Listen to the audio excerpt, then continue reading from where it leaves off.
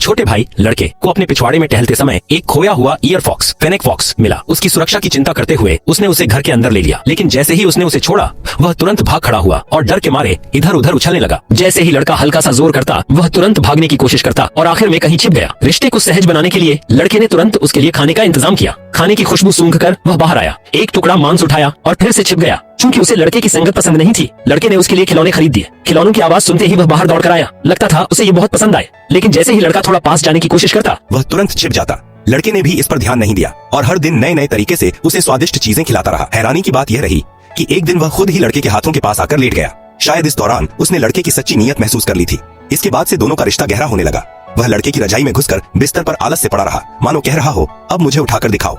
वह थोड़ा ईर्ष्यालु भी था। जब उसने देखा कि लड़का बिल्ली को सहला रहा है तो उसे बुरा लगा। लड़के ने पहले ध्यान नहीं दिया, लेकिन जब बिल्ली को हटाया तभी वह संतुष्ट हुआ। शायद उसे लगता था कि बिल्ली उसका प्यार छीन रही है, इसलिए वह हमेशा उससे झगड़ने की कोशिश करता, लेकिन आकार में छोटा होने के कारण हर बार हार जाता।